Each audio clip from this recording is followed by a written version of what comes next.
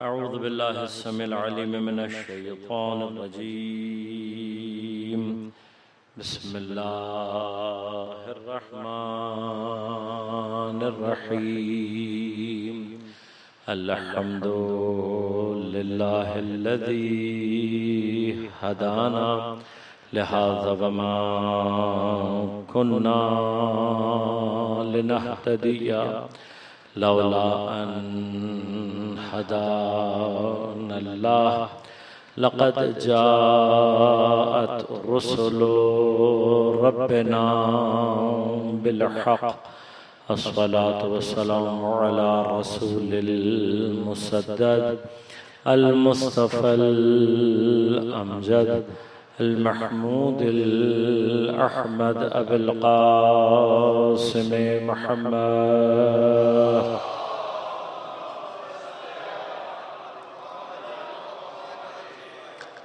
वस्सलातु वस्सलामु अला असदिल्लाहिल गालिब गालिब अला कुल्ले गालिब अली इब्न अबी तालिब। वस्सलातु वस्सलामु अला सय्यदतिल मासूमतिल मज़लूमतित ताहिरतिल बतूल बिदअतिर रसूल फातिमतुज़ ज़हरा सय्यदत निसाइल आलमीन।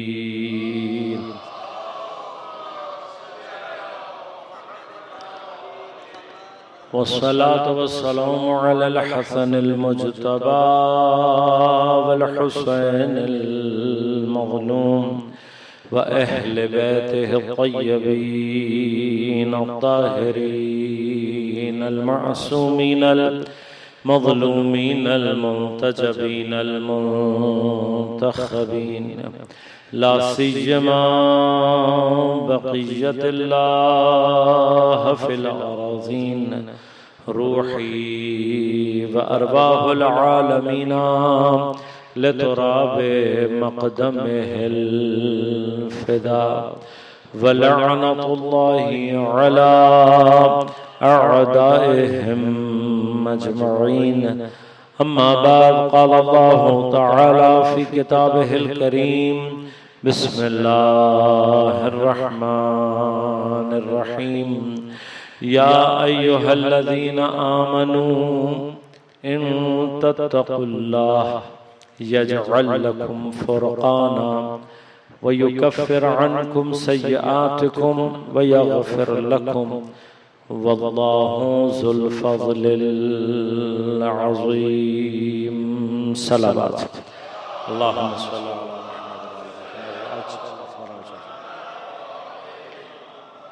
मोमिनीन कराम सामिन मुहतरम अज़ीज़ान गिराम क़द्र अर्बईन सैयदुश शुहदा और सायर शहर खुदा के हवाले से इन खम्सा मजालिस में तक़वा इलाही के हवाले से हमारी गुफ्तगू का सिलसिला जारी है। मौजू पर गुफ्तगू के लिए सूरह मुबारक अनफाल की 29 नंबर आयत को सरनामा कलाम के तौर पर इंतखाब किया और आपकी खिदमत में तिलावत का शरफ हासिल किया। परवरदिगार आलम इरशाद फरमा रहा है, या अय्युहल्लज़ीना आमनू, है वो लोगों के जो ईमान लेकर आए हो, इन तत्तक़ुल्लाह, अगर तुमने अल्लाह का तक़वा इख्तियार किया, यजअल लकुम फ़ुरक़ाना, परवरदिगार तुम्हारे लिए फ़ुरक़ान को करार देगा। व युकफ़्फ़िर अन्कुम सय्यआतिकुम, और तुम्हारे गुनाह परवरदिगार उन्हें भुला देगा, मिटा देगा। व यग़फ़िर लकुम, और तुम्हें माफ कर देगा। वल्लाहु ज़ुल फ़ज़्लिल अज़ीम, और अल्लाह बहुत ही अज़ीम फ़ज़ल का साहिब है, अज़ीम फ़ज़ल रखने वाला है।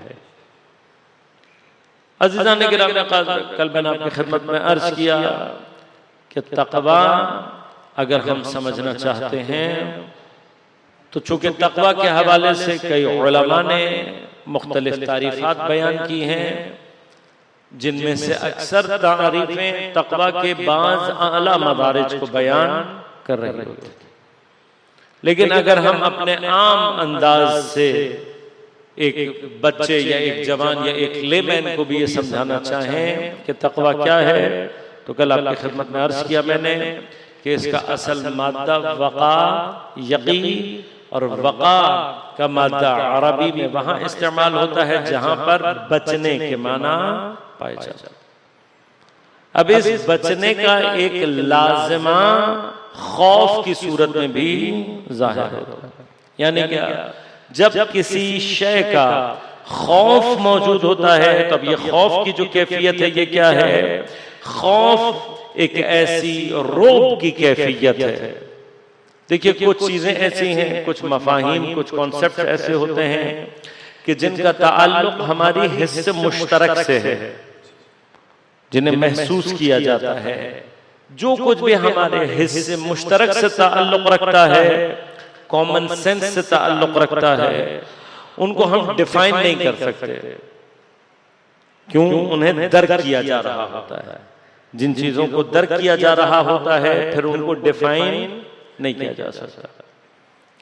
हिस्सी सतह पर हमारे लिए मुश्किल ये है कि जो चीज हम अपनी आम कॉन्शियस लेवल पर अपनी 5 सेंसेस से उसे हिस कर रहे होते हैं, we can not define it. हम उसको बयान और डिफाइन नहीं कर सकते। मैंने ये मिसालें कई मर्तबा दी हैं, लेकिन इनको देने का मकसद क्या है कि इंसान बाज़ मकामात को दर्क करने की कोशिश करे।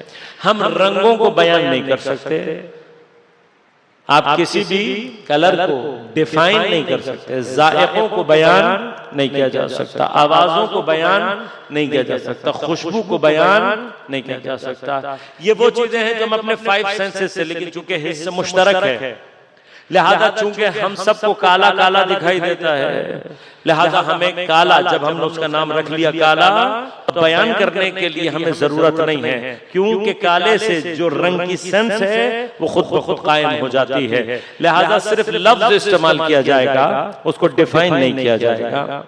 मीठा चूंकि एक मुश्तरक सेंस है, लिहाजा सिर्फ मीठा कह दिया जाएगा, बात समझ में आ जाएगी, इससे आगे को बयान करने की जरूरत नहीं है। अब ये बहस है कि जहां कहीं पर भी हमारे पास हमने कोई चीज दर्क ही ना की हो तो उसको हम डिफाइन भी नहीं कर सकते। मसलन जो फल आपने न खाया हो तो फिर आप उसको डिफाइन कैसे करेंगे? अगर आपने खाया हुआ है, मैंने नहीं खाया हुआ, तो आप मुझे बता सकते हैं कि जायका कैसा है? आप कभी भी नहीं बता सकते। क्यों नहीं बता सकते? इसलिए कि जायके को बयान नहीं किया जा सकता, चखा जा सकता है, लेकिन एक आम हद में वो जो 4 मशहूर जायके हैं, मीठा, खट्टा, कड़वा और नमकीन, इसकी हद तक आप थोड़ा थोड़ा बयान कर सकते हैं। तो हो सकता है आप कहते हैं मीठा, कितना मीठा है, तो भी हो सकता है आप बता दें, लेकिन आप बताएंगे कब? जब आपने चखा हुआ हो। अब कोई फल हमारे और आपके सामने रखा हुआ हो और हम में से किसी ने ना चखा हो, तो जायका कौन बताएगा? कोई है जो जायका बता सके? भाई जो भी आप किसी से भी बात कहेंगे, भाई पहले चखें तो बताएं। खूब, अगर चखने का असर ऐसा रहे कि चखने के बाद बताने की गुंजाइश बाकी ना रहे, मसलन मैं मिसाल दे रहा हूं, तस्वुर कीजिएगा, मसलन जहर रखा हुआ है सामने। अब जहर का क्या जायका होता है ये कौन बताएगा? बताने के लिए कोई बचेगा तो बताएगा ना। भाई जहर है, जहर को चखने के बाद कोई बचेगा तो बताएगा। अब अल्लाह ताला भी फरमा रहे, कह रहे कुल्लु नफ्सिन ज़ाइक़तुल मौत। गौर कीजिएगा, मैं एक नुक्ते तक पहुंचाना चाहता हूं आपको। मौत का जायका कौन है? जो चखेगा वो बचेगा तो बताएगा। ऐसा ही है ना भाई? मौत, और फिर अल्लाह ताला क्या कह रहे, कुल्लु नफ्सिन ज़ाइक़तुल मौत सुम्मा इलैना तुरजऊन। जिसको मैं मौत का जायका चखा दूंगा उसको बताने के लिए छोड़ूंगा तो तुम्हें बताएगा ना। सुम्मा इलैना तुरजऊन, उसके बाद तुम अगर वापस आने वाले नहीं भी होगे तो तुम्हें जबरदस्ती पलटा दिया जाएगा, तो कोई बचेगा तो बताएगा ना मौत का जायका क्या है। अब बस आप अगर यहां तक आ गया हूं मैं आपको लेकर कि मौत एक शय है, मज़ूक़ है, इसको जायका करने वाले कौन है? हम जायका। अब जायका करने के बाद बचेंगे तो मौत का जायका बताएंगे, और अगर मौत को जायका नहीं किया तो फिर जायका बताएंगे कैसे? यहां तक अगर मैं पहुंचा चुका हूं जहनों को, बस एक कदम का फासला और है। हाँ, अगर किसी ने मौत का जायका किया हो तो वो बताएगा। अब अगर कोई आकर हमसे ये कहे कि मौत अहला मिनल असल है, शहद से ज्यादा शीरी है, अगर आकर कोई हमसे ये कह रहा है कि मौत शहद से ज्यादा शीरी है, तो अब हमें और आपको हक तो बनता है ना कि हम सवाल करके ये पूछें कि क्या आपने वाकईअन मौत को चख लिया था? क्या आपने चखा है मौत को जो आप बता रहे हैं कि अहला मिनल असल है? और अगर अभी मौत को, अलबत्ता इसकी कई तफसीरें हो सकती हैं, एक तफसीर मैं आपकी खिदमत में पेश कर रहा हूं। अहला मिनल असल कैसे है? या तो इतनी, मसलन वो जिसे कहते हैं कि जब इंसान किसी चीज को, कामयाबी को न पहुंच सके, उसके अंदर किसी जगह तक पहुंचने की सकत ही ना हो, तो वो क्या कहता है? अंगूर। उर्दू में ये ज़र्ब मिसल मौजूद है ना, कहते हैं अंगूर खट्टे हैं। क्यों? जो नहीं पहुंच पाता वो ये कहता है, और जिसको पता हो कि मैं वहां तक पहुंच जाऊंगा, उसके लिए पहुंच जाने की कैफियत शीरी होती है। एक माना यह है, लेकिन शायद इससे हटकर एक माना अगर सवाल यह कर लिया जाए कि क्या आपने मौत को चखा है या नहीं? अगर नहीं चखा तो बिलाखिर अगर हम ये वाली बात कहें पहुंचने वाली भी, तब भी इबहाम बाकी है। लेकिन अगर कोई चख के बता रहा हो तो फिर तो इबहाम नहीं रहेगा ना। तो अब चखा है या नहीं? अब चखने के लिए मंजिल क्या है? हमें मौत को समझना पड़ेगा, कुरान से मौत को समझना पड़ेगा। मौत क्या है, हयात क्या है? इन मौज़ूआत पर मैं अक्सर गुफ्तगू करता रहता हूं। क्यों? जब तक मौत और हयात समझ में ना आए, कुरान समझ में नहीं आता। ये बहस है अपनी जगह पर, ये अपनी जगह एक बहस है। मौत का कॉन्सेप्ट, हयात का कॉन्सेप्ट, ये बड़ी इंपॉर्टेंट मसाइल हैं हमारे लिए। ये मसाइल आज तक फंसे हुए हैं कि हमारी नमाजें वो जवाब नहीं देती जो कुरान कह रहा है। कुरान क्या कह रहा है? इन्ना सलाता तन्हा अनिल फहशाए वल मुनकर। ये नमाज है जो तुम्हें फहशा और मुनकर से क्या करेगी? रोकेगी। क्या मेरी नमाज मुझे रोक रही है? फहशा से रोक रही है मेरी नमाज? क्या नमाज पढ़कर मैंने झूठ बोलना छोड़ दिया? क्या नमाज पढ़कर मैंने गीबत करना छोड़ दी? क्या नमाज पढ़कर मैंने हराम खाना छोड़ दिया? तो मेरी नमाज क्यों नहीं रोक रही मुझे? या अय्युहल्लज़ीना आमनू कुतिबा अलैकुमुस सियाम कमा कुतिबा अलल लज़ीना मिन क़ब्लिकुम लअल्लकुम तत्तक़ून। ऐ साहिबाने ईमान, तुम पर रोजों को वाजिब किया गया, किस लिए? इसलिए लअल्लकुम तत्तक़ून, ताकि तुम तक़वा इख्तियार कर लो। अब मुझे 40 साल हो गए रोजा रखते हुए, लेकिन मैं मुत्तकी नहीं हुआ, तो मेरा रोजे में क्या खराबी है? क्या मेरा रोजा पंक्चर है, काम नहीं कर रहा? क्या मसला है? हाँ, हम तो भाइयों से 10 मिनट पहले रखते हैं, 10 मिनट बाद खोलते। इतनी मेहनत कर रहे हैं फिर भी तक़वा हासिल नहीं हो रहा। क्यों नहीं हो रहा? गौर कीजिएगा।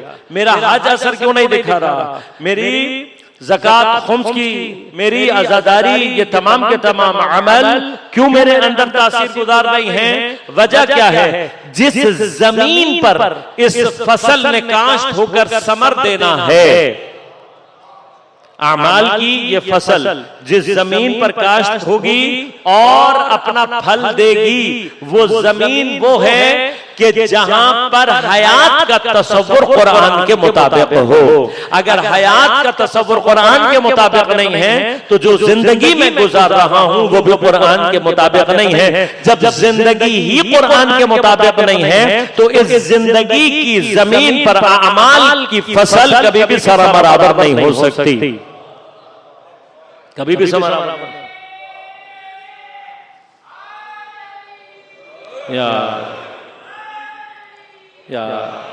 ये जो हयात का तस्वुर वेस्टर्न कैपिटलिज्म ने साइंस के लिफाफे में लपेटकर मुझे और आपको पकड़ा दिया कि भाई जिंदगी क्या है? खाना पीना, बच्चे पैदा करना, तो अब ये जो कॉन्सेप्ट है हयात का, ये दीन का कॉन्सेप्ट नहीं है, ये कुरान का तसव्वुर हयात नहीं है। अब जब कुरान का और दीन का तसव्वुर हयात ये नहीं है, तो फिर क्या मैं अपनी जिंदगी कुरान के मुताबिक गुजार सकता हूँ, दीन के मुताबिक गुजार सकता हूँ? नहीं। जब मेरी जिंदगी ही कुरान के मुताबिक नहीं गुजर रही, तो मेरे अमाल समरावर कैसे हो सकते हैं? अमाल को समरावर होने के लिए मसलन कहा जाता है ना भाई, मतलब मुख्तलिफ जमीनें हैं, आप कराची में सेब नहीं उगा सकते। भाई क्यों नहीं उगा सकते? क्या कराची की जमीन? हाँ, जमीन क्लाइमेट का मसला है ना, जमीन का मसला है। बास जगहों पे बास फल नहीं उग सकते, क्यों? उसके अंदर सलाहियत नहीं है। इसी तरह से ईमान वो जमीन है जिसके ऊपर अमाल की फसल ने समरावर होना होता है, इस पर उगती है। ये ईमान की जो कैफियत है, ये कहां से आती है? पहला मरहला ईमान के लिए भी, ईमान का है जहां जिंदगी होगी, जिंदगी दीन के मुताबिक। असलन अगर कुरान से पूछेंगे तो हयात का माना है ही ईमान, यानी अगर ईमान है तो हयात है, अगर ईमान नहीं है तो हयात भी नहीं है। बस अगर हमें कुरान का मरहला हयात समझ में आ जाए तो हमारी जिंदगी भी, जब हमने अपनी जिंदगी का तसव्वुर कॉन्सेप्ट वेस्टर्न कैपिटलिज्म से लिया हुआ है, तो अब हमारे लिए जिंदगी क्या है? हमारे लिए जिंदगी अच्छा खाना, अच्छा पहनना, अच्छा घर, अच्छा गाड़ी, अच्छे कपड़े, अच्छे जूते, ये सारी की सारी जिंदगी इसी का नाम है। लिहाजा हमारा जवान कुछ दिन तक बर्गर ना खाए तो उसकी जिंदगी बेरंग हो जाती है। हाँ, किसी खाने में उसको कोल्ड ड्रिंक ना पिलाओ, चाहे वो उसके अंदर जहर ही क्यों ना हो, चूंकि वेस्टर्न कैपिटलिज्म ने कह दिया है, तो वो कहता है जी पार्टी नहीं हुई। ये मसाइल है ना। मोबाइल न दिलाओ तो बेचारे की जिंदगी खत्म, ब्रांड का जूता कपड़ा ना मिले तो जिंदगी खत्म, क्योंकि नाम जिंदगी का यही है। और ये जो कैपिटलिज्म ने, मादी परस्त दुनिया ने ये मादी जिंदगी का तसव्वुर हमें और आपको दे दिया, इस कॉन्सेप्ट से जिंदगी गुजारते हुए, लिहाजा इस जिंदगी का फायदा कैसे होगा? वेस्टर्न कैपिटलिज्म को। क्यों? इस जिंदगी का कुल खुलासा क्या है? ज्यादा से ज्यादा कमाओ, ज्यादा से ज्यादा खर्च करो, उड़ाओ, और जो बच जाए उसे सेव कर लो। ये खुलासा है किसका? मादी जिंदगी। अब इस मादी जिंदगी का नतीजा क्या निकलेगा? आप गौर कीजिएगा, तीनों चीजों में फायदा किसको है? कैपिटलिज्म को। ज्यादा से ज्यादा कमाओ का मतलब क्या है? कॉर्पोरेट स्लेवरी को इख्तियार कर लो। उसके बाद उड़ाओ का मतलब क्या है? सारे का सारा दोबारा सरमायादार के हवाले कर दो। और जो बचाओ उसको कहां रखो? बैंक में। वो भी किसका है? कमा रहे हैं तब भी उसके लिए, उड़ा रहे हैं तब भी उसके लिए, और बचा रहे हैं तब भी। तो फिर खुदा को अपनी जिंदगी में से क्या दिया? तो जब जिंदगी गुजारी ही नहीं है खुद, आप ये जो जिंदगी है जो आपने कैपिटलिस्ट को, मादे परस्त को जाकर तकदीम कर दी है, सरमाया गुजार को दे दी है, इस जिंदगी की जमीन पर अमाल की फसल कभी भी सरबराबर नहीं हो सकती। लिहाजा अब जैसे ही आप अपनी हयात का कॉन्सेप्ट तब्दील करेंगे, हयात का कॉन्सेप्ट क्या है? कुरान ने क्या बताया? या अय्युहल्लज़ीना आमनुस्तजीबू लिल्लाहि व लिर्रसूल इज़ा दआकुम लिमा युहयिकुम। ऐ साहिबान ईमान, तुम इस्तिजाबत करो अल्लाह और रसूल की जब भी ये तुम्हें पुकारे, यानी क्या? तस्लीम महज है। जब भी रसूल की पुकार सुनो तुमने लब्बैक कहनी है। जहां तुमने तस्लीम महज की लिमा युहयिकुम, ताकि तुम्हें जिंदा किया जा सके। मन अमिल सालिहन मिन ज़करिन औ उन्सा व हुवा मुमिन, अगर मोमिन है और अमल साले अंजाम दे रहा है, फलनुहयियन्नहु, हम हतमन बिज़रूर उसको जिंदा करेंगे, उसको जिंदा रखेंगे। कैसी जिंदगी? हयातन तय्यबा, उसको हम हयात तय्यबा अता करेंगे। बस अगर ईमान और अमल साले नहीं है तो हम जो भी गुजार रहे हैं कम से कम हयात तय्यबा नहीं है। अब जब ये हयात नहीं है तो अब समझ में आया। अब अगर हमें हयात, इसका मतलब क्या? अगर हयात ईमान के साथ है तो जहां ईमान है वहां हयात है, और अगर ईमान नहीं है तो क्या है? जहां ईमान नहीं है वहां मौत है। लिहाजा फरमाया अल्लज़ीना यदऊन मिन दूनिल्लाह, ये अल्लाह के अलावा दूसरों को पुकारने वाले, ये अल्लाह के अलावा ये शिर्क करने वाले, ये कुफार अमवातुन, मुर्दा ये हैं, गैर अहयाइन, ये जिंदा नहीं है। बस गौर कीजिएगा, जहां ईमान है हयात वहां, जहां ईमान नहीं है वहां पर मौत है। अब ये जो मरहला मौत, अब यहाँ पे समझ में आ जाए ये एक मरहला है, लेकिन किसी ने मौत को पहले चखा हो, वो कौन सी मंजिल है? अब हयात और मौत का अगर ये कॉन्सेप्ट समझ में आ जाए यहाँ पर, तो फिर इमाम की वो बात समझ में आती है जहां फरमाया मूतू क़ब्ल अन तमूतू, मर जाओ इससे पहले कि तुम्हें मौत आए। जब ये मौत का कॉन्सेप्ट समझ में आ जाए, फिर ये हदीस समझ में आए, तो फिर हजरत कासिम का जुमला खुद ब खुद समझ में आएगा। बस उसको समझने के लिए कम से कम ये इरफान होना जरूरी है। जहां करबला वालों का एक जुमला समझने के लिए इतना इरफान चाहिए, वहां करबला को समझने के लिए खुदा जाने कितनी मारिफत दरकार हो।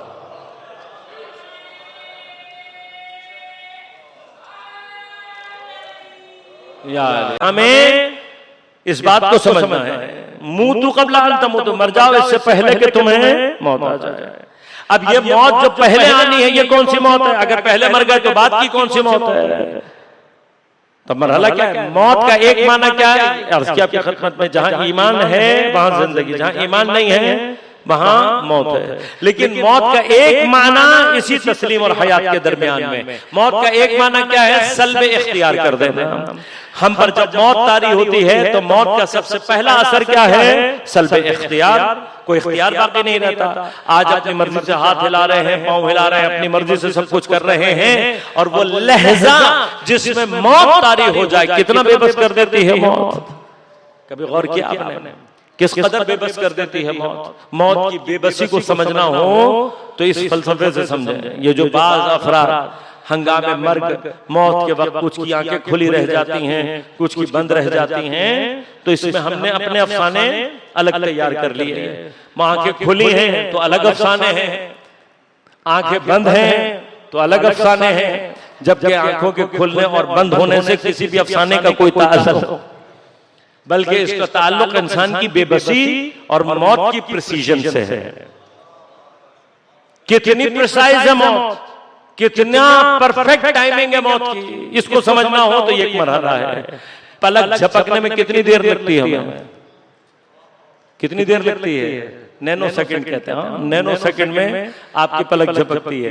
ये पलक झपकने का अमल नैनो सेकंड का, झपकी और मौत आई तो खोलने की ताकत और कुदरत नहीं रखते। झपकने से पहले आ गई तो उस नैनो सेकंड का टाइम भी नहीं देगी कि आप आंखें सिर्फ बंद कर लें। ये मौत की प्रिसीजन है। इतनी फुर्सत भी मौत नहीं देती कि बंद हुई आंख नैनो सेकंड के अंदर खुल सके, खुली हुई आंख नैनो सेकंड में बंद हो सके। ये मौत है। और कितना बेख्तियार कर देती है।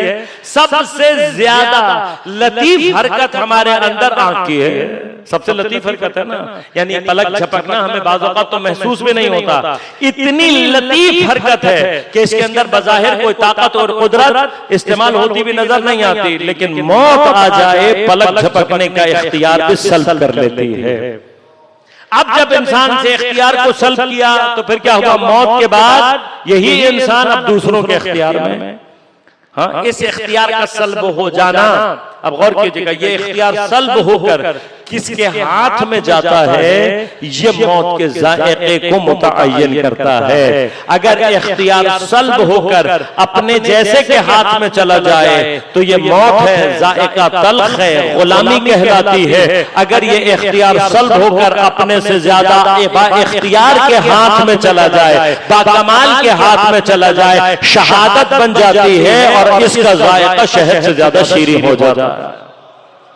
मरहला है, इसको समझने की कोशिश करें। अब हजरत कासिम क्या कह रहे हैं? मूतू क़ब्ल अन तमूतू का माना क्या है? उस बेइख्तियारी से कि जो तुम्हें तुम्हारे जैसों के इख्तियार में दे दे। हमें हमारे अपने आप को हमारे अम्र के सामने मुर्दा बना दो, अपना सारा इख्तियार हमारे अम्र के मुताबिक कर दो, हमारे हाथों में मुर्दा बन जाओ। चूंकि हम साहिबे कमाल हैं, हमारे हाथ में आते ही तुम खुद ब खुद साहिबे कमाल बनते चले जाओगे।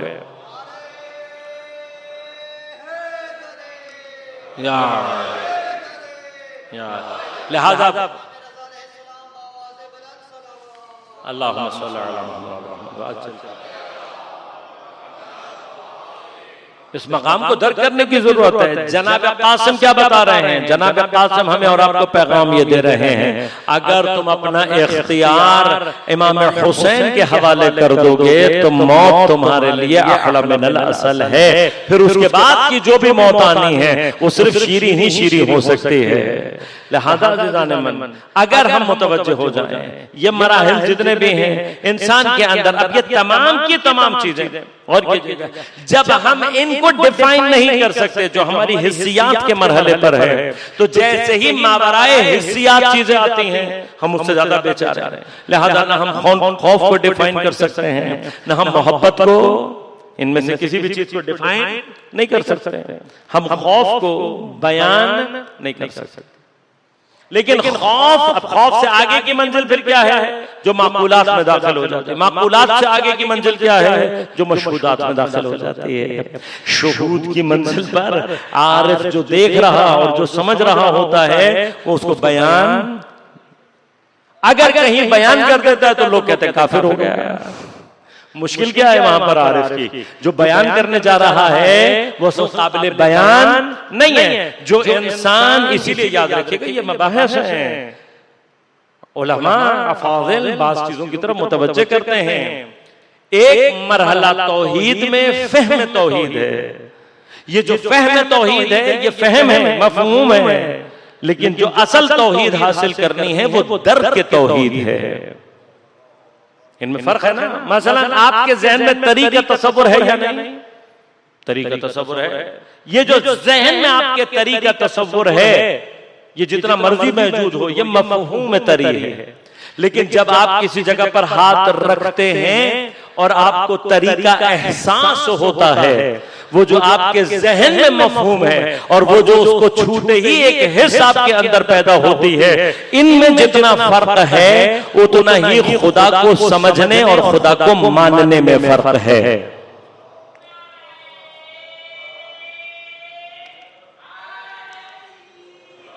लिहाजा जो मरहला हमें तसव्वुर करना है, जिस मकाम को हमने दर्क करना है वो क्या है? वो मकाम ये है कि जिस चीज को खुदा हमसे चाहता है वो क्या है? मफहूम नहीं है। दीन हमसे मफहूम नहीं चाहता। लिहाजा खौफ की जो कैफियत है, अब और कीजिए, चूंकि तकवा और खौफ में एक मकाम है कि जिसको जाकर बाद वक़्त हम मिक्स कर जाते हैं। बचने का एक कैफियत, बचने के अंदर उसका एक लाजमा खौफ हो सकता है, लेकिन हर जगह जरूरी नहीं कि खौफ हो। खौफ का मरहला क्या है? खौफ एक ऐसे, खौफ और खशियत में क्या फर्क है? खौफ और खशियत में फर्क यह है कि खौफ एक हालत रोब है, जब किसी चीज का रोब इंसान के ऊपर तारी हो जाता है। अब इसके मुकाबले पर मुख्तलिफ कैफियत हैं। अगर इस रोब की कैफियत के आने के बाद इंसान के अंदर वो कैफियत तारी हो जाए कि जो उसके ईमान को मुतज़लज़ल कर दे, उसकी कैफियत को मुतज़लज़ल कर दे, ये कैफियत जुब्न के, यानी एक ऐसी कैफियत में ले जाए कि जिसका रोब तारी हुआ है वो उसके मुकाबले पर खड़ा ना हो सके। अगर खड़ा ना हो सके तो यह हालत जुब्न है, ये बुज़दिली है। लेकिन खुद खौफ, गौर कीजिएगा, अगर हरकत करे, खौफ के मुकाबले पर हरकत करे, लेकिन इस हरकत का माना सिर्फ ये ना हो कि दोबारा उसके मुकाबले पे खड़े होने की हिम्मत नहीं रखता, तो ये कैफियत क्या कहलाती है? ये कैफियत खौफ ये है। एक माना खौफ का ये, यानी बुज़दिली में और खौफ में फर्क कहां से होता है? जुब्न में और खौफ में फर्क कहां पर है? जुब्न उस कैफियत का नाम है कि जिससे मरऊब हो गया, अब उसके मुकाबले पर खड़ा नहीं हो सकता। खौफ क्या है? खौफ है हरकत का नाम। रोब के आने के बाद हरकत का नाम। खशियत क्या है? रोब के आने के बाद मुकाबलत का नाम, सुकून का नाम। किस कैफियत का नाम क्या है? खशियत। लिहाजा किसी ने सैलाब देखा, अब इस सैलाब को देखने के बाद अगर सैलाब से अपने आप को बचाने के लिए हट जाता है, जगह छोड़ देता है, हरकत करता है, बस खौफ में। लेकिन अगर सैलाब को देखने के बाद भी मुकाबलत करता है, खड़ा है, क्यों? इसलिए कि मेरा नफा और नुकसान किसी और के हाथ में है। अलबत्ता हिमाकत की बातों को मैं नहीं वो कर रहा कि बाज़ चीजें बाज़ हिमाकतों के मरहले में चली जाती हैं, यहाँ पर हिमाकत मंजूर नहीं है, लेकिन उस मुसीबत, उस मुश्किल, उस दुश्मन, उस सैलाब के सामने बिलाखिर मुकाबमत करना, उसके मुकाबले पर खड़े रहना, ये खशियत है। और अगर इतना डर जाए सैलाब से कि फिर दोबारा वहां जाना ही ना चाहे, तो ये जुब्न है, ये बुज़दिली है। लिहाजा इन तीनों चीजों में फर्क है, गौर कीजिएगा। खौफ इंसान के अंदर पैदा होता है हरकत के साथ, इस हरकत के नतीजे में एक कैफियत पैदा होती है जो कि बचने की कैफियत है, दूर रहने की कैफियत है। ये कैफियत भी अगर पैदा हो जाए गुनाह के मुकाबले पर, तो तकवा की बुनियाद खुद ब खुद पड़ जाती है इंसान के अंदर। खौफ लेकिन किसका? खुदा की जात का नहीं। खुदा ने कहीं पर भी अपनी जात से मुताल्लिक लोगों को खौफ से मना किया है। कुछ जगहों पर अगर अल्लाह कहता है तो क्या कहता है? कहता है इनसे मत डरो, इनका खौफ मत रखो, मेरा रखो। तो समरात क्या है वहां पर? समरात भी यही है। ये उन लोगों के लिए है जो खौफजदा हो चुके हैं, उनको अल्लाह कहता है कि अगर डरना भी है तो मुझसे डरो, अगर डरना भी है तो मुझसे डरो। क्यों? इसलिए कि जिनसे तुम डर रहे हो ना वो तुम्हारे नफा के मालिक है ना नुकसान के मालिक है। अब हम और आपको मसाइल दरपेश हैं, हम और आप उस सारे मराहिल में दाखिल हो रहे हैं जहां पर कुछ लोग अवाम को खौफजदा करना चाहते हैं। यहीं से ईमान शुरू होगा। अगर इनसे डर गए तो इसका मतलब फिर खुदा से नहीं डर। लिहाजा पहला मरहला क्या है? पहला मरहला क्या है कि इंसान दूसरों से न डरे, कम से कम खुदा से डरे। अगर खुदा से भी डरता है तो एक मरहला उसके अंदर ईजाद होता है। अलबत्ता खुदा की जात से नहीं है बल्कि उसके अजाब का खौफ है। अगर ये अजाब का खौफ वाक़अन कल्ब में आ जाए तो इंसान के अंदर गुनाह की निस्बत एक कैफियत ईजाद होती है और वो गुनाह से दूरी पैदा करता है। अब ये जो उसके अंदर हरकत पैदा हो रही है और इस हरकत के नतीजे में ये अपने आप को गुनाह से दूर लेकर जा रहा है, अगर ये हरकत इतनी शदीद हो जाए या अज़ाब इलाही का खौफ इतना शदीद हो जाए कि असलन उसके दिल में गुनाह की निस्बत रग़बत ही बाकी ना रहे, इस कैफियत का नाम इरहाब है, रहबत है। राहिब का लफ्ज़ सुना होगा आपने। राहिब को राहिब क्यों कहा जाता है? वो खौफ आखिरत से, हर चीज से अपने आप को दूर कर देता है। ये रहमानियत नहीं चाहिए, ये रहबानियत, ये दीन में नहीं चाहिए। लेकिन रहबत का ये मरहला कौन सा कि जहां पर अज़ाब इलाही की खौफ से इंसान गुनाह के मुकाबले पर अपने आप को उस मंजिल पर रह जाए कि जहां पर ये इंसान जब गुनाह से रहबत ईजाद करेगा। माना क्या है?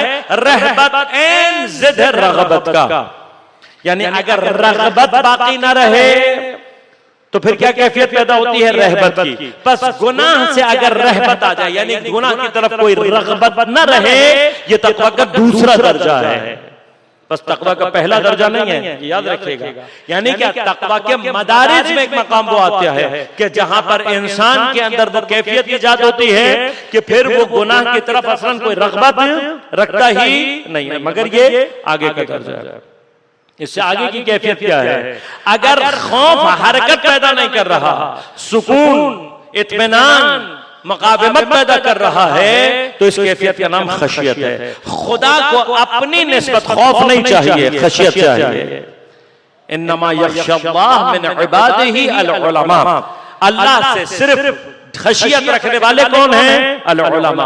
अल उलमा से, यहाँ पर उलमा में बहस है क्या आया उलमा से मुराद कैटेगरी है? नहीं, कैटेगरी नहीं है। अल उलमा से मुराद क्या है? खुदा को जानने वाले, खुदा को पहचानने वाले।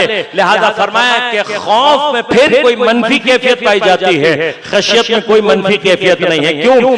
खशियत उस रौब का माना है, उस रौब की कैफियत है जो इंसान के अंदर सुकून की कैफियत को लेकर आती है, इस्तिक़लाल लेकर आती है। अब जितनी मारिफत अल्लाह की बढ़ती चली जाती है उतनी खशियत की कैफियत ईजाद होती रहती है। और जबरदस्त मकाम यह है कि जितनी खशियत पैदा होती है उतनी ताज़ीम पैदा होती है, जितनी ताज़ीम पैदा होती है उतनी रग़बत ईजाद होती चली जाती है।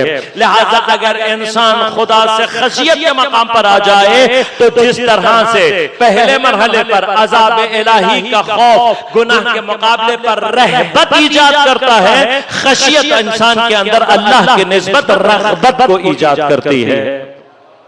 अब जब इंसान का कल्ब राग़िब है खुदा की तरफ से, तो क्या होता है, जितना खशियत का मकाम बढ़ता चला जाता है उतना सुकून और इत्मीनान खुद ब खुद बढ़ता चला जाता है।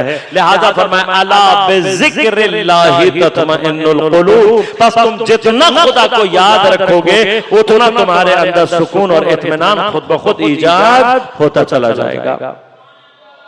अब ये जो बचने का माना है गुनाह के मरहले पे वक़ा की जो कैफियत है, इसकी इब्तिदा कहां से होनी है, इसी खौफ से।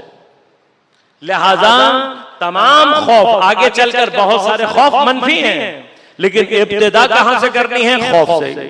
मैंने कई जगहों पर इस बात को दोहराया है, लेकिन आज फिर दोहराऊंगा। बात चीजें इसलिए दोहराना चाहता हूं ताकि खास तौर पर मेरे नौजवानों के जहनों में बात चीजें अच्छी तरह से सब्त हो जाए। अकायद को समझने के लिए ऑर्डर डिसेंडिंग है, यानी कि जब तक तौहीद समझ में नहीं आएगी आदल समझ में नहीं आता, आदल समझ में ना आए नबूवत समझ में नहीं आती, नबूवत समझ में ना आए इमामत समझ में नहीं आती। जब तक ये चार अकीदे सही ना हो असल क़यामत समझ में ही नहीं आती। लिहाजा हमारे अंदर जो क़यामत के अकीदे के मुताबिक मुताल्लिक़ को डगमगाहट पाई जाती है, उसकी वजह क्या है, तज़ल्ज़ुल जो पाया जाता है कल्ब में। क्यों? ऊपर से शुरू करें, तौहीद सही नहीं है तो नबूवत सही नहीं है, नबूवत सही नहीं है तो इमामत सही नहीं है। जब ये सारे सही नहीं है तो क़यामत का अकीदा सही हो ही नहीं सकता। अक्सर कभी कभार होता है, बाज़ दोस्तान बाज़ बरादरान अहले सुन्नत की कुछ चीजें, बुजुर्गान की भी कुछ चीजें भेज देते हैं। अब है ठीक है, आप अपने घर के पढ़े लिखे होंगे, लेकिन कुछ चीजें रिसर्च की एथिक्स कहलाती हैं, अखलाकियात हैं। हर रिसर्च की कोई ना कोई एथिक्स और अखलाकियात हैं। आपका अगर आप किसी भी इल्म से मुताल्लिक, किसी भी चीज से मुताल्लिक अगर आप उसके बारे में कोई बहस करना चाहते हैं तो पहली अखलाकियात का उसूल क्या है कि पहले उसको जाकर पढ़ें। मैं डॉक्टरों से जरा माजरत के साथ बात कर लूं, जसारत करके, मेरी फील्ड तो नहीं है, लेकिन एक कॉमन ऑब्जर्वेशन बता रहा हूं, और डॉक्टरों से वाकई बहुत ही माजरत के साथ, क्योंकि बड़ा हसास मौजू है जो छेड़ने जा रहा हूं। अक्सर डॉक्टर जब उनके सामने होम्योपैथिक का नाम लो तो उनके चेहरों के तासुरात बड़े अजीब-ओ-गरीब हो जाते हैं, और उससे भी ज्यादा खतरनाक तासुरात उस वक्त होते हैं जब उनके सामने हिकमत का नाम ले लो। अब सवाल ये पैदा होता है कि जो भी आपके दिल में अकीदा होगा, जो भी आपके मसाइल होंगे, मैंने अक्सर डॉक्टरों से पूछा, अक्सर के साथ पूछा, मैंने कहा क़िबला आप ठीक है, आप होम्योपैथिक के बारे में मसलन जो भी अकीदा रखते हैं अपना, आपने पढ़ा है इनका मेडिसिनल सिस्टम, कब हटा इन बेकार बातों को पढ़ने का क्या फायदा। तो क़िबला जब आपने पढ़ा ही नहीं है तो बगैर पढ़े किस चीज के लिए आप इनकार कर रहे हैं, किस चीज से आपने नफरत रखी है। भाई हिकमत, आप उनका मेडिसिनल सिस्टम एक दफा जाकर पढ़ें तो सही। पढ़ने के बाद अगर पढ़ने के बाद आपके पास कोई इल्मी दलील है तो आप इल्मी दलील दें। भाई ये तो भाइयों जैसा सलूक हो गया, शियत को समझा नहीं है। उन्होंने कहा जी मौलवी साहब ने कहा था कि ये बच्चे काटते हैं, मसलन नसर में खून मिलाते हैं, पता नहीं थूक के देते हैं, क्या क्या करते हैं। भाई एक दफा मौलवी साहब की इस बात से बात, ये इस्तेहसाल है, ये मैनिपुलेशन है, ये मैनिपुलेशन, ये प्रोपेगेंडा है। इनमें से कोई एक भी चीज इस्लाम का असूल नहीं है। बस जिस जगह ये चीजें मिल जाएं समझ लेना कि उसका इस्लाम से कोई ताल्लुक नहीं है। लिहाजा हमें डर नहीं लगता, हम अपने बच्चों को कहते हैं जाओ उनकी किताबें पढ़ो, हमें क्या मसला है, जाओ उनकी अकीदा पढ़ो, तौहीद का हमें कोई डर नहीं लगता। क्यों नहीं डर लगता, हमें पता है। लिहाजा मैं दरखास्त करता हूँ, ये जितने भी अब इंजीनियर साहब हैं, कोई कौन साहब हैं, कोई फलां साहब हैं, इन सब से मेरी रिक्वेस्ट है, आकर हमारे अकीदे पे तनकीद कर रहे हैं, मसलन कि शिया शिर्क करते हैं, आइमा को आवाज सदा देते हैं, फला करते हैं। ओ भाई तुम पहले हमारी तौहीद समझ तो लो। तुमने तौहीद की ऐनक उल्टी लगाई हुई है, तो जब उल्टी तौहीद की ऐनक लगाकर देखोगे तुम्हें नबूवत भी उल्टी दिखाई देगी, वो इमामत भी उल्टी दिखाई देगी।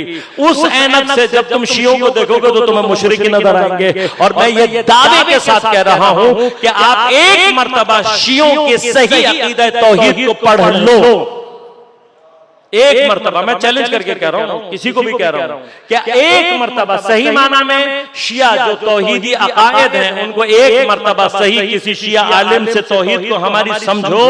जब हमारी तौहीद समझ में आएगी तुम्हें आदिल खुद ब खुद समझ में आएगा, फिर तुम वो नबूवत समझोगे जो हमें समझ में आई है, और फिर तुम ना अगर इमामत पर ईमान लाए तो मुझसे बात करना।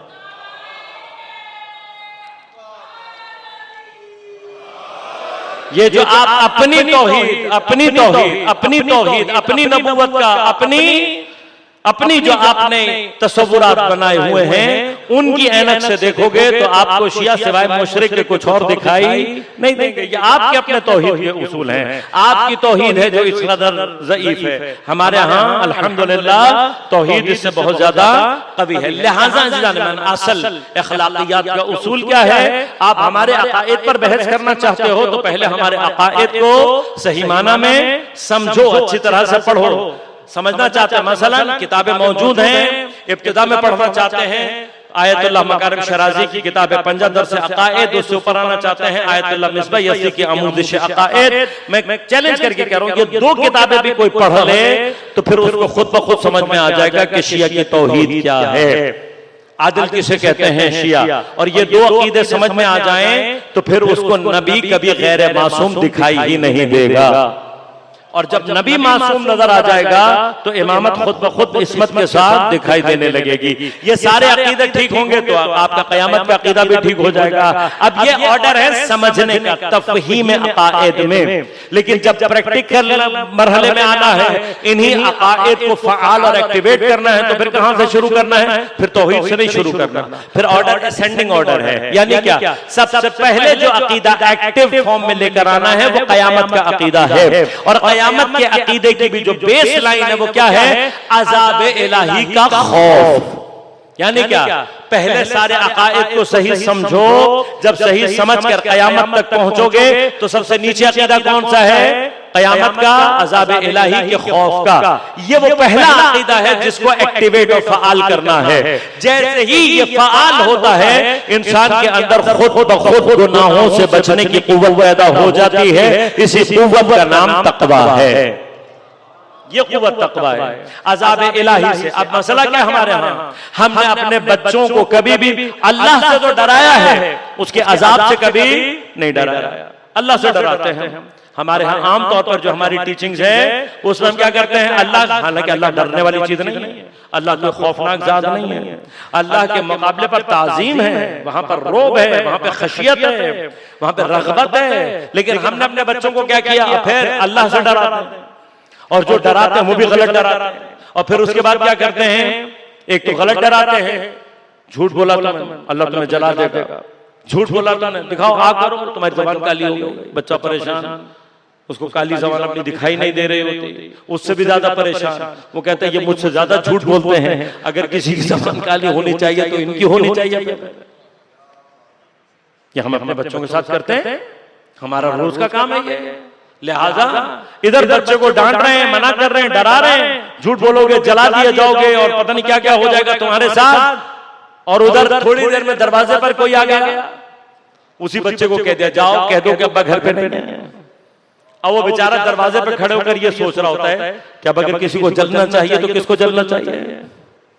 भाई आपके एहतराम में कहता तो नहीं है, लेकिन दिल में तो आ जाती है ना बात उसके कि भाई अगर झूठ बोलने पर जलना। फिर क्या मेरे बेटे ने कभी मुझे देखा कि मैं किसी गुनाह को करने के बाद कपकपा रहा हूं, डर रहा हूं, सजदे में पड़ा हूं, खुदा से माफी मांग रहा हूं? तो जब मैं जिंदगी भर किसी भी गुनाह करके न शर्मसार हुआ हूं, न खजालत हुई है, न निदामत का कोई आंसू गिरा है, न मैंने कभी जिंदगी में सही माना में इस्तिग़फ़ार किया है, तो फिर मेरा बेटा मैं कैसे डरा सकता हूं? मैं कभी डरा हूं अपने खुदा से? कभी मेरे ऊपर ये कैफियत तारी हुई है? किसी हराम को देखकर कभी मेरे अंदर कभी पैदा हुई है? जब मैं गीबत बड़ी खुशी से कर रहा हूं, झूठ खुशी से बोल रहा हूं, लोगों के हुकूक खुशी से खा रहा हूं, हराम माल खुशी से खा रहा हूं, तो फिर मेरे बच्चे के अंदर खुदा का खौफ। लिहाजा कुरान ने जिन लोगों के बारे में कहा कि ये दीन का मजाक उड़ाते हैं, ये कुफार और मुनाफिकीन नहीं है, ये सारे के सारे हम ही हैं जो दीन का मजाक उड़ा रहे हैं। किस तरीके से? इस तरीके से।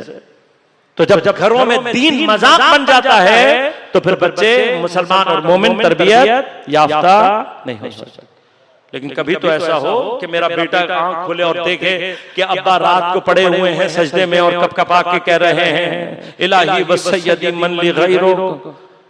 कभी तो मेरा बेटा मुझे देखे ना कपकपाते हुए, कभी तो मुझे रोते हुए देखे।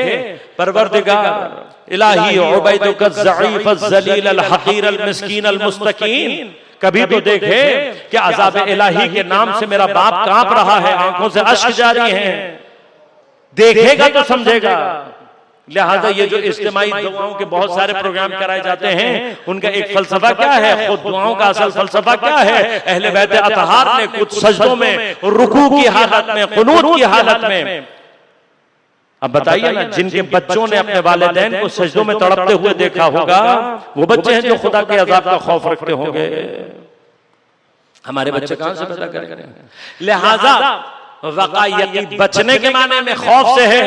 कल मैंने गुफ्तगू की थी लेकिन आज वहां नहीं पहुंच सका। कल आपकी खिदमत में अर्ज करूंगा कि ये बचना एक तरीका क्या था, मैंने अर्ज किया था कल आपसे कि इससे अपने आप को दूर कर दिया जाए। लेकिन दूसरा मकाम क्या है, दूसरा मकाम यह है कि अपने अंदर कोई ऐसी कुव्वत पैदा की जाए। ये जो अपने अंदर कुव्वत पैदा करनी है, ये ईमान की कुव्वत है। ईमान की कुव्वत जिस दूसरी कुव्वत के साथ इंसान को इस्तेहकाम देती है, वो बसीरत है। बसीरत इजाद होती है तो ईमान को मजीद तक़वियत मिलती है। लेकिन ईमान और बसीरत ना हो तो नतीजा क्या निकलता है, नतीजा निकलता है हिमाकत की सूरत, जहालत की सूरत।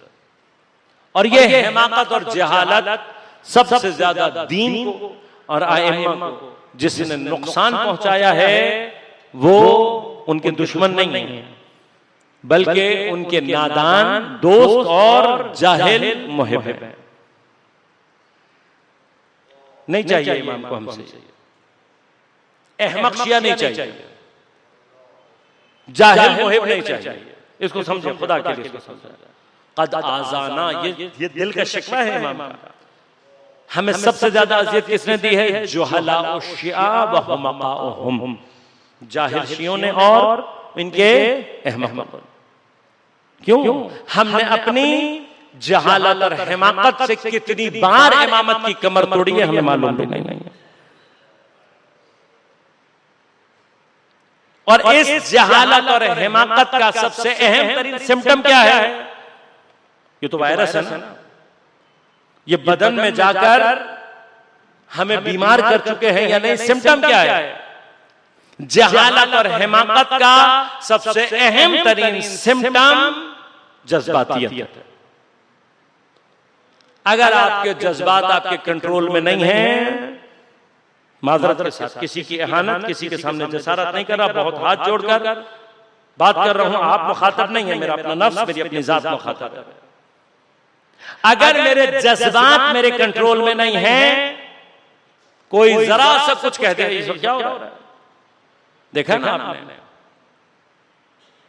ये साजिशी टोला जो जिसकी इब्तिदा ज़ायनिस्ट यहूदियों ने, या आज ज़ायनिस्ट हैं, ये सामरी का कबीला, ये मक्का में आकर आबाद हुआ था इस इरादे से कि आखिरी नबी को कत्ल कर सके।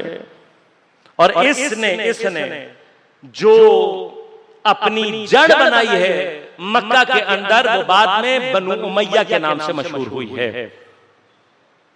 तारीफ उठाकर देखें, उमैया कोई भाई नहीं है हाशिम का।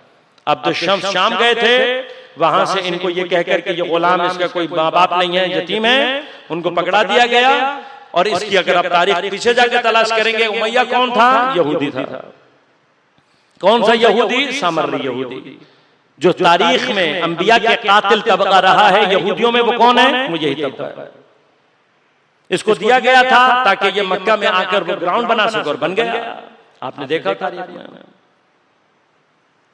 अब हमसे नहीं कीजिएगा बात, जाएं और अपनी जाकर किताबें उठाकर देखें कि जहां पर आपके अपने उलमा ने ये बातें लिखी हैं कि सबसे ज्यादा जो इस्लाम को नुकसान पहुंचाया है, वो इसी खानदान ने पहुंचाया। अब इन्हीं की जो नाजायज औलादे अभी मौजूद है, वो क्या करते हैं, इनका काम है, ये साजिशी है। शिया बच्चों के सामने जाकर हमारे मुकद्दसात की तौहीन करते हैं। हमारा बच्चा फौरन जज्बात में आकर के रिप्लाई करता है, उसकी वीडियो बनाकर, और फिर FIR और ये दहशत का सामान मुहैया करते हैं। हमारे बच्चों को क्या करना चाहिए ये याद रखिएगा, ये याद रखना, चांद पर थूकने वाले का थूक उसके अपने चेहरे पर आकर गिरता है। मैंने कल भी आपसे कहा था, तौहीन का जवाब ये तौहीन नहीं है। रास्ते के कुत्ते जब आप पर भौंकते हैं तो क्या पलट कर भौंकते हैं? इनकी हैसियत इससे ज्यादा कुछ भी नहीं है। अगर आपने इनको इससे ज्यादा अहमियत दी है, हाँ खुद सोच लेना, हैवान भौंक रहा है आप पर, आप उसके सामने खड़े होकर भौंकना शुरू करते हैं तो लोग आपको क्या कहेंगे? अहले बैत का मानने वाला, अहले बैत का शिया ये नहीं है। लिहाजा अब हमने अपना इलाज करना है। ये जज्बातियत अगर मेरे अंदर है तो यह इसका रीशा जहल में है या हिमाकत में। इलाज करें। क्यों? जब ये इलाज नहीं होता तो हमारी इस जहालत और हिमाकत का नतीजा जज्बातियत क्या करती है? जज्बातियत अपने जियाद को कंधे पर बैठाकर दारुल अमारा के दरवाजे तक ले जाती है। इमाम रज़ा अलैहिस्सलातु वस्सलाम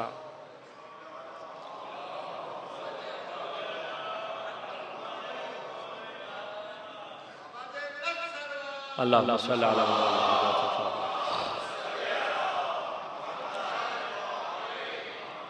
कमर तोड़ी है ना, कमर तोड़ दी हमने इमामत। एक दफा करबला में टूटी जब जनाब मुस्लिम शहीद हो गए। जनाब करबला के बाद इमाम सज्जाद अलैहिस्सलातु वस्सलाम, इमाम बाक़र अलैहिस्सलातु वस्सलाम ये करबला के ऐनी शाहिदीन हैं। ये वो दो इमाम हैं जिन्होंने अपनी आंखों से कूफा और शाम देखा है।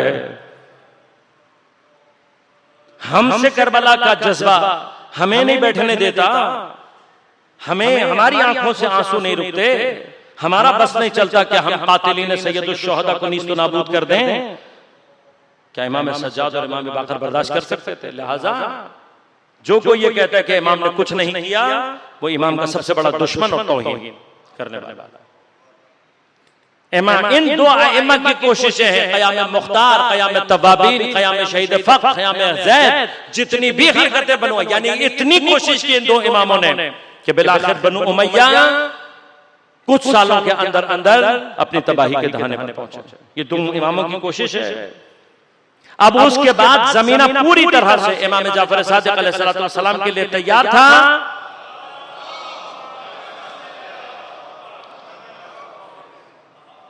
इतना जमीना तैयार था और इमाम को इतनी ज्यादा उम्मीद थी कि आप अपने हज के खुतबे में जाकर मिना में खड़े होकर अपने आप को इमाम और हुकूमत इस्लामी का असल हकदार मुअर्रफ़ी करवा रहे हैं। कौन कहता है कि आइम्मा ने हुकूमत के लिए क़याम नहीं किया? आदि हदीसें बयान करने वाले अहले बैत के खाइनीन हैं जो गलत हदीसें बयान करते हैं, उनकी गलत तारीफें करते हैं। ये खाइनीन है, ये हैं आस्तीन के सांप। आकर कहते हैं कि जी इमाम ने फरमाया हमारे कायम से पहले किसी ने कयाम किया तो बातिल है। तो ये भी तो बताओ कि इमाम ने किसको कायम कहा था? अगर है तुम्हारे अंदर इतनी इखलाक की जरूरत तो बयान करो, किस इमाम का कौल है ये? बाक़र, इमाम बाक़र अलैहिस्सलातु वस्सलाम का। इमाम बाक़र अलैहिस्सलातु वस्सलाम किसको कहा? लोगों ने पूछा। इमाम जाफर सादिक़ के कंधे पर हाथ रखकर इमाम ने कहा गोया मैं क़ाइम आले मोहम्मद को देख रहा हूं। जहां जाएं सर्च करें आपको मिलेगा। इमाम ज़माना जल्लल्लाहु ताला फरजो शरीफ के बाद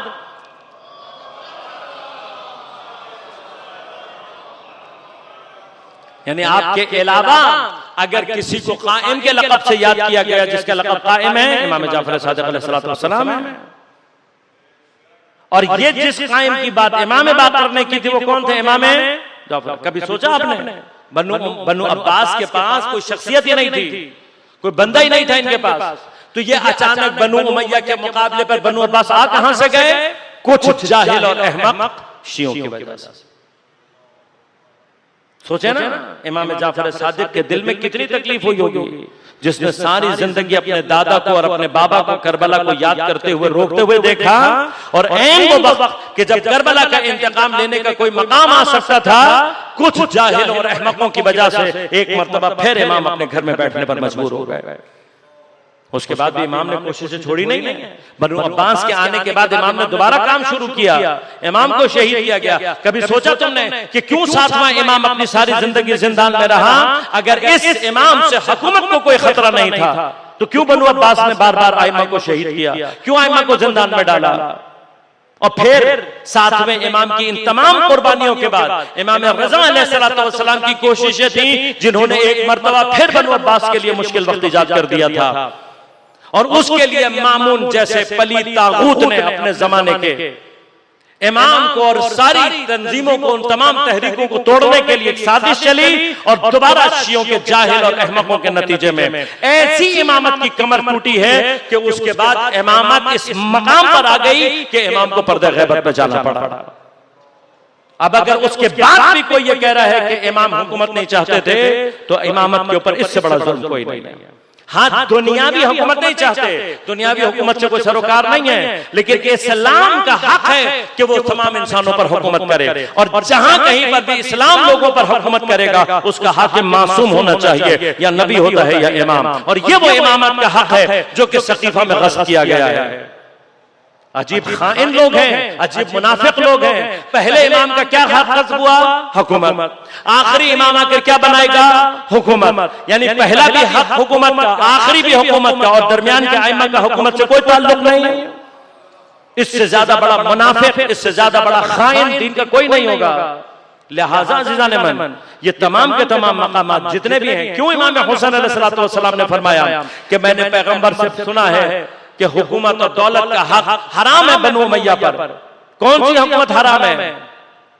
जो हुकूमत इस्लामिया है, जो अल्लाह की हुकूमत है, हुकूमत इलाहिया है, ये हराम किया है। ये कभी भी हुकूमत इलाहिया बन ही नहीं सकती कि जिसका सरबराह बनु सुफियान में से कोई हो, बनु उमैया में से कोई हो, और नहीं है, नामुमकिन नहीं है। वाहिद हुकूमत इलाहिया, अगर हुकूमत इलाहिया बनेगी तो हुकूमत इलाहिया का सरबराह कौन होगा? मासूम। इस काम के लिए इमाम रज़ा काम कर रहे थे, लेकिन क्या किया मामून ने?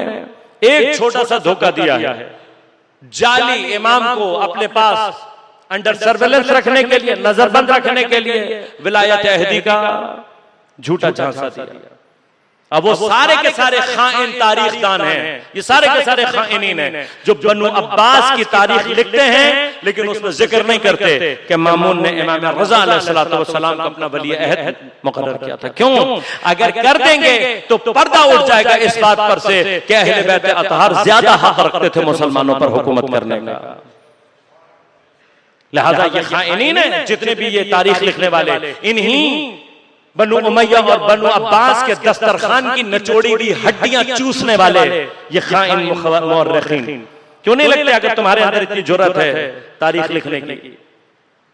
लिहाजा ज़िलाने मन मरहला क्या हुआ है जब इमाम रज़ा, इसीलिए इमाम ने उस वक्त मदीना को छोड़ते हुए वो सारा अमल अंजाम दिया जो इमाम हुसैन अलैहिस्सलाम ने दिया, ताकि लोगों को समझ में आए कि मेरे लिए वहां जाना इमाम हुसैन के करबला पहुंच जाने से कम नहीं है। लेकिन क्या हुआ? ना हुसैन के साथ कोई है, ना गरीब रज़ा के साथ कोई। आखिर में क्या होना था? लोगों को बेदार करने की आखिरी हद है। करबला के वाक़े के बाद भी जब बेदार नहीं होते तो फिर जनाब ज़ैनब को बाजारों में आकर खुतबे देने पड़ते हैं। जब अली तन्हा रह जाता है तो सैयदा के दरवाजे पर आना पड़ता है, और जब वो अली तन्हा रह गया तो अपने जमाने की सैयदा को सफर करना पड़ा, और फिर वो बहन सादा के मुकाम पर जाकर शहीद कर दी जाती है। तारीख कहती है, हमारे पास रिवायात मौजूद हैं, जैसी मोहब्बत जनाब ज़ैनब और जनाब इमाम हुसैन में थी वैसे ही मोहब्बत जनाब मासूमा सलामुल्लाह और इमाम रज़ा के दरमियान थी। हम रोते हैं, गिरिया करते हैं इस बात पर कि जब 70 कदम के फासले से जनाब ज़ैनब भाई को शहीद होता हुआ देख रही थी तो क्या गुजरी होगी कल्ब जनाब ज़ैनब पर। लेकिन कभी सोचा है कि जब मर्द में बैठे बैठे इमाम रज़ा को यह पता लगा होगा कि मेरी बहन गुर्बत के आलम में क़ौम में शहीद कर दी गई, तो इमाम रज़ा के ऊपर क्या गुजरी होगी, इमाम रज़ा के कल्ब की क्या कैफियत होगी। लिहाजा कल्ब इमाम रज़ा मजरूह है। और फिर गुर्बत का आलम यह, गरीब भाई गरीब बहन के जनाजे को दफनाने के लिए बिल्कुल वैसे ही आया है जैसे गरीब इमाम सज्जाद अपने गरीब बाबा को दफनाने के लिए आया। लेकिन फर्क है, इमाम रज़ा जब आप आए तो आपकी बहन को गुस्ल कफन दिया हुआ था, आपकी बहन का जनाजा तैयार था, एहतराम में कोई उतारना नहीं पा रहा था। लेकिन जब इमाम सज्जाद आए हैं तो लाशें बेकफन पड़े हुए थे, कोई कफन देने वाला न था, कोई जनाजा पढ़ने वाला न था, कोई दफनाने वाला न था। मासूमा सलामुल्लाह अलैहा की शहादत के बाद इमाम का कल्ब मजरूह है, लेकिन इस कल्ब मजरूह पर हजरत मासूमा की इस हरकत और शहादत का एक असर ऐसा आया कि जिसके बाद मासूम मामून मलऊन को नजर आ रहा था कि इस बहन को शहीद करना भी मुझे उतना ही महंगा पड़ा है जितना हुसैन अलैहिस्सलाम को मैं शहीद करना यजीद को महंगा पड़ा। लिहाजा मजबूर होकर जब उसने देखा कि अब मैं नहीं रोक सकता तो ये मलऊन इमाम को जहर देने पर आमादा हुआ। इमाम चले हैं, जब बुलाया तो अपने सहाबी अबू बसीर के साथ साथ हैं, उसको ले जाकर महल के दरवाजे पर रोका और कहा देखो मैं अंदर जा रहा हूँ, अगर वापसी पे मेरे सर पे कपड़ा पड़ा हुआ हो तो मुझसे बात न करना, चुपचाप मेरे पीछे आना। महल में तशरीफ ले गए। मलऊन ने पहले से जहर आलूद कुछ अंगूर रखे हुए हैं और जब इमाम आए तो इमाम को वो अंगूर उठा कर दिए जिनमें जहर है। इमाम जानते हैं, इमाम ने जब इबा किया, इनकार किया तो कत्ल की धमकियां दी। और इमाम ने जब देखा कि ये मरहला आ गया कि जहां पर ये मलऊन कातिल मासूम होने वाले बदतरीन दर्जे पर पहुंचने के लिए आमादा है और मशीयत परवरदिगार भी यही है, चंद दाने उठाकर हजरत ने तनावुल फरमाए। जब इसने जिद की और खा लें तो अब हजरत के लहजे में तब्दीली आई, जलालत अलविया के साथ फरमाया कि बस जो तू करना चाहता था तेरा काम हो गया। इस कदर रोब है हजरत के लहजे में कि मामून इससे ज्यादा बात ना कर सका। इमाम उठे हैं, अभी बसीर कहता है कि जब मौला बाहर आए मैंने देखा कि सर पर कपड़ा पड़ा हुआ है। मैं हिदायत के मुताबिक पीछे चल रहा था, लेकिन खुदा जाने कितना शदीद जहर था कि इमाम इस छोटे से रास्ते में इमाम के कदम डगमगाने लगे।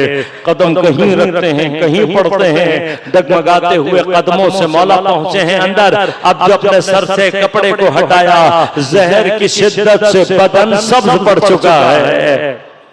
कब मैंने इमाम की हालत को देखा, मैं एक मर्तबा तड़प कर रह गया। इमाम ने कहा अबू बसीर बैठे रहो, किसी को अंदर न जाने देना। अंदर जाके इमाम ने कुंडी लगा ली। कहा अभी मैं सहन में बैठा हुआ था, अचानक मैंने एक 9 बरस के नौजवान को देखा, अपने चेहरे से इमाम रज़ा से मुशाबिहत था। कहा मैं हैरान था, इतने में वो बात किए बगैर तेजी से आगे बढ़ा। जैसे ही आगे बढ़ा दरवाजा खुद ब खुद खुला, बंद हो गया। बस मैंने अंदर से कुछ देर रोने की आवाजों को सुना। अरे गरीब रज़ा अपने बाबा की तरह से गुर्बत में जान दे रहा है। अरे इमाम तकी एक मर्तबा फिर एजाज इमामत से आए हैं। गरीब बाप का गरीब बेटा है, गरीब बहन का गरीब भाई है। अरे इमाम जवाद आकर बाबा से अम्र इमामत को लेने के बाद अरे तनख्वाही अपने बाबा को गुस्ल दे रहे हैं। एक मर्तबा जब बाहर आए, आंखों से अश्क जारी है। अभी बसीर कहता है मैंने आगे बढ़कर पूछा आप कौन हैं? कहा मैं मोहम्मद तकी फरजंद इमाम हूँ। कहा मौला आप तो मदीना में थे। कहा मुझे खुदा लेकर आया है, लेकिन अबू बसीर मैंने अपने बाबा को गुस्ल कफन दे दिया। बाबा की हिदायत के मुताबिक जहाँ बाबा ने कहा वहां दफन कर देना।